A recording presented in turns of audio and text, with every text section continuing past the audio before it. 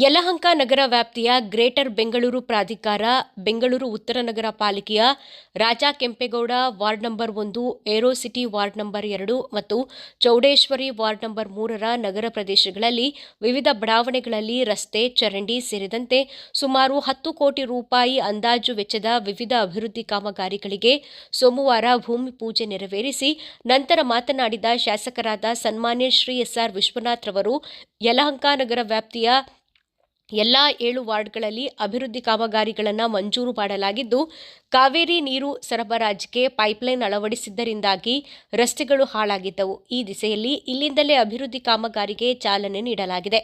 ಮುಂದೆ ಉಳಿದ ವಾರ್ಡ್ಗಳಲ್ಲಿಯೂ ಅಭಿವೃದ್ಧಿ ಕಾಮಗಾರಿ ಕೈಗೊಳ್ಳಲಾಗುವುದು ಎಂದರು. ಇದೇ ಸಂದರ್ಭದಲ್ಲಿ ಯಲಹಂಕ ನಗರ ಮಂಡಳ ಬಿಜೆಪಿ ಅಧ್ಯಕ್ಷರಾದ ಶ್ರೀ ಎಂ ಮುನಿರಾಜು ರವರು, ಪ್ರಧಾನ ಕಾರ್ಯದರ್ಶಿಗಳಾದ ಶ್ರೀ ವಿ.ಎಂ. ಈಶ್ವರ್, ಶ್ರೀ ವಿ. ಪವನ್ ಕುಮಾರ್, ಹಿರಿಯ ಬಿಜೆಪಿ ಮುಖಂಡರಾದ ಚೊಕ್ಕನಹಳ್ಳಿ ಶ್ರೀ ವೆಂಕಟೇಶ್ ರವರು, ಶ್ರೀ ವಿ. ರಾಮಮೂರ್ತಿ ರವರು, ನರಸಿಂಹಮೂರ್ತಿ, ಎ.ಎಸ್. ರಾಜಾ, ಮುರಾರಿ ರಾಮು, ಜಿ. ಈಶ್ವರಪ್ಪ, ನಾಗೇನಹಳ್ಳಿ ಶಿವಕುಮಾರ್, ಜಗನ್ನಾಥ್, ಓಂ ರವೀಂದ್ರ, ಕಿರಣ್ ಮತ್ತು ಬೆಂಗಳೂರು ಉತ್ತರ ವಲಯ ಮುಖ್ಯ ಅಭಿಯಂತರಾದ ಶ್ರೀ ಸುಧಾಕರ್ ರೆಡ್ಡಿ ರವರು ಮತ್ತು ಬಿಜೆಪಿ ಮುಖಂಡರು, ಕಾರ್ಯಕರ್ತರು ಸೇರಿದಂತೆ ಇನ್ನಿತರರು ಉಪಸ್ಥಿತರಿದ್ದರು.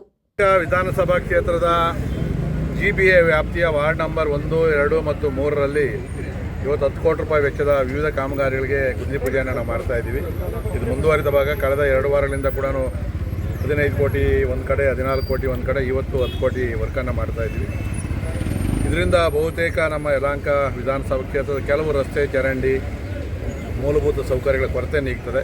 ಆದರೂ ಕೂಡ ಅನುದಾನ ಸಾಲದು. ನಾವು ಕೂಡ ಸಾಕಷ್ಟು ಪ್ರಯತ್ನ ಮಾಡಿ ಅನುದಾನವನ್ನು ತರ್ತಾ ಇದ್ದೀವಿ. ಮತ್ತು ಇನ್ನೂ ಒಂದಷ್ಟು ಅನುದಾನವನ್ನು ಈಗೇನು ಬಜೆಟ್ಟು ಸೆಷನ್ ಸ್ಟಾರ್ಟ್ ಆಗ್ತದೆ, ಈ ಸಂದರ್ಭದಲ್ಲಿ ನಾವು ವಿರೋಧ ಪಕ್ಷವಾಗಿ ಹೆಚ್ಚಿನ ಅನುದಾನವನ್ನು ನಮ್ಮ ಯಲಹಂಕ ಕೊಡಬೇಕು. ಯಾಕಂದರೆ ಇವತ್ತು ಯಲಹಂಕ ಸಾಕಷ್ಟು ಡೆವಲಪ್ಮೆಂಟ್ ಆಗ್ತಾಯಿದೆ. ಎಲ್ಲೂ ಖಾಲಿ ಜಾಗನೇ ಸಿಗ್ತಾ ಇಲ್ಲ. ಜನ ಬರ್ತಾ ಇದ್ದಾರೆ. ಅವರೆಲ್ಲ ಮನೆ ಕಟ್ಟಿ ಬಂದಾದಮೇಲೆ ಇಲ್ಲಿ ಓಡಾಡೋಕ್ಕೂ ಕೂಡ ದೊಡ್ಡ ಸಮಸ್ಯೆ ಆಗ್ತದೆ ನಮಗೆ.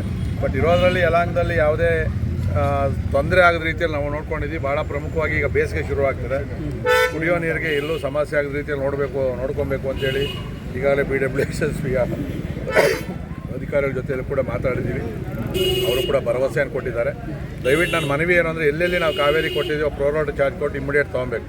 ಯಾಕಂದರೆ ಎಲ್ಲೆಲ್ಲಿ ಕಾವೇರಿ ಲೈನ್ ಕೊಟ್ಟಿದ್ದೀವೋ ಇವರು ಪ್ರೋರಾಟ ಚಾರ್ಜ್ ಕಟ್ಟಬೇಕು ಅಂತೇಳಿ ಬೋರ್ವೆಲ್ ಮೇಲೆ ಡಿಪೆಂಡ್ ಆಗವ್ರೆ. ನಿಮ್ಗೆ ಗೊತ್ತಿರಲಿ, ಯಲಹಂಕ ಕೂಡ ಡ್ರೈ ಏರಿಯಾ ಅಂತೇಳಿ ಡಿಕ್ಲೇರ್ ಆಗೈತೆ ಈ ಮೊನ್ನೆ ಕೂಡ.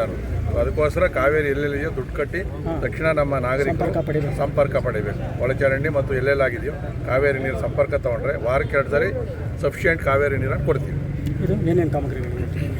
ಇವತ್ತು ಪ್ರಮುಖವಾಗಿ ಡ್ರೈನೇಜು, ರಸ್ತೆ ಮತ್ತು ಈಗೇನು ಡ್ರೈನೇಜ್ಗಳು ಡಿಶಿಲ್ಟ್ ಆಗಿದೆ, ಇದು ಶಿಲ್ಟ್ ತುಂಬಿಕೊಂಡಿದೆ, ಅವೆಲ್ಲ ಕೂಡ ಡಿಶಿಲ್ಟ್ ಮಾಡಬೇಕು. ಡಿಶಿಲ್ಟ್ ಮಾಡಿ ಮತ್ತು ಅದನ್ನು ಎಲ್ಲೆಲ್ಲಿ ಅವಶ್ಯಕತೆ ಇದೆಯೋ ಡ್ರೈನೇಜು ಮತ್ತು ಡಾಂಬರ್ ರಸ್ತೆಗಳನ್ನು ಮಾಡ್ತಾಯಿದ್ದೀವಿ.